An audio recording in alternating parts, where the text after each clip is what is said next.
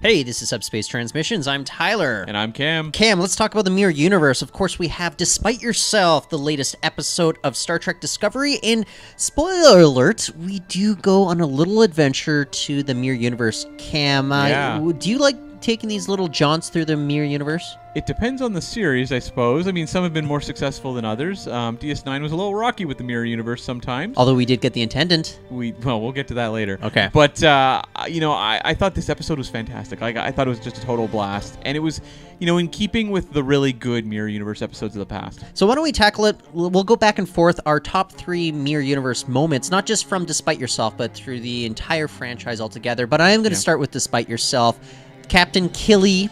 I love everything that Tilly is doing in the Mirror Universe here. The moment where she's in the captain's chair saying, what the hell? What the heck? Hold your horses. I love her not being comfortable in her own skin, which, I mean, Tilly's used to that, but even more so in kind of a Mirror Universe. That was just like such a fun, fantastic sequence. And we also got to see a little bit of a Montgomery Scott shout out with one Captain Lorca donning his best Scottish accent to, I guess, fool the other ship. Yeah, I love the episode Mirror Mirror, but we never got really, really fun stuff like that of like the characters having to really impersonate Mirror Universe counterparts. Right. You got a little bit of that, of them like pretending to be kind of like tougher than they were, but never this big kind of almost like campy, but in a good way, like really campy comedic stuff like we got to see with Tilly. Yeah. So that's a great one. Cam, for you, what's another top Mirror Universe moment? One of my favorites is actually from Mirror Mirror, which I just referenced, and it's a really brief one. It's where they're wondering about whatever happened with Mirror Universe Kirk. And we just see this like screaming William Shatner.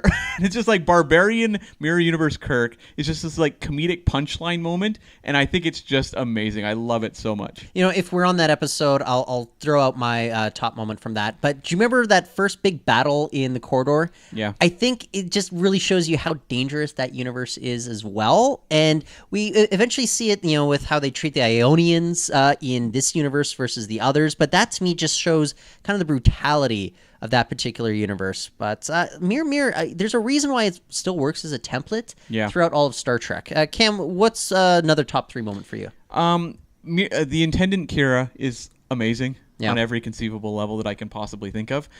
I love the moment where we see her encounter her real, the Prime Universe version of Kira. And it's the two of them in a hallway, and you can see that the Intendant is just so enamored with herself. We've seen this as like a omnisexual like monster, this woman. Like she's just ravenous to a degree that is just like comedic.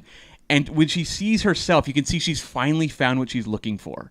And she plays it up in such like high fashion. I love it. Do you think it's a testament to Nana Visitor as an actor that she actually has like chemistry with herself? Yeah, she's great because she's one of the best actors I think on the series. Kira Nerys is just a brilliant character.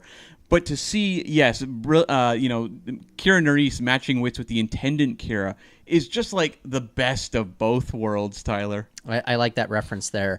For me, when we see that Empress Hoshi is Empress Hoshi, that one Hoshi Sato has taken over as the head of the Terran Empire in Amir Darkly, that to me was my favorite moment in that particular episode, which had a lot of great moments there. But what do you think of kind of the agency that Hoshi Sato got throughout that Mirror Universe excursion versus what she was actually given in the Prime Universe? Yeah, I really liked Mirror Universe Hoshi. I think it really underscores how poorly served Linda Park was as Hoshi, in the Prime Universe stories. She really got very little to do other than like deal with like a creepy stalker, old man alien. Yeah.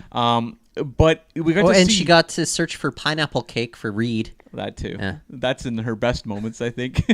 But no, this reveal of Empress Hoshi, who we've seen kind of climbing the ladder throughout the episode, or giving these indications that there's something going on there.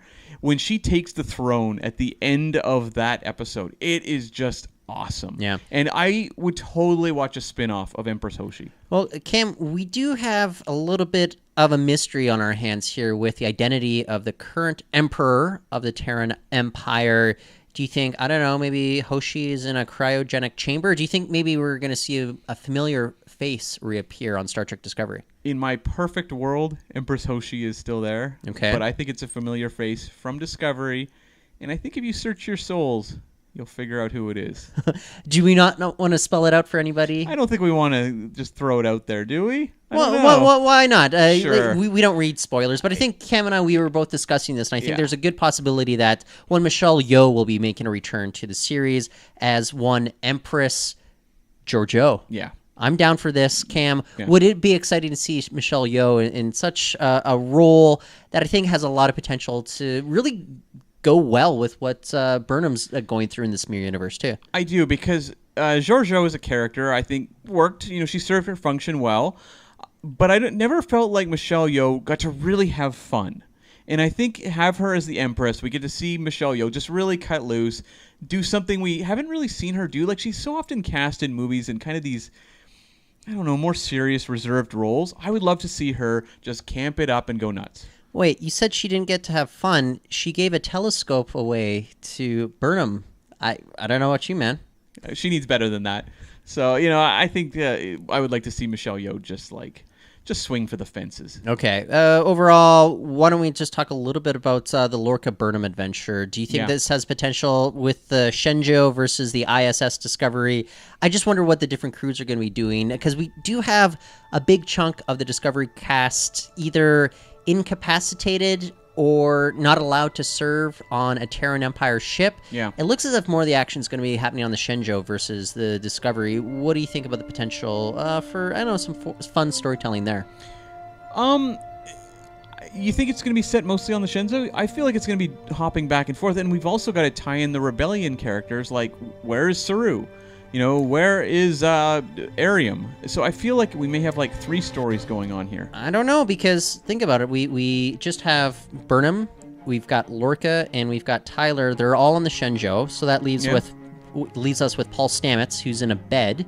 So the only other people that we have are Tilly, and Saru's not allowed to really participate in any Terran Empire stuff, so he's got to stick around in kind of the back corner, at least when they're on view screen. So I think there's going to be a lot more Shenzhou action than there's going to be on, say, the Discovery. I think they're going to go back and forth, but I definitely think that... But the primary will be the Shenzhou. Yeah, honestly, I kind of dig the Shenzhou. I like the fact that the ship's a little bit more run down than Discovery. I think it's going to be fun to, I don't know, see some familiar faces like that doctor whose name I can't remember.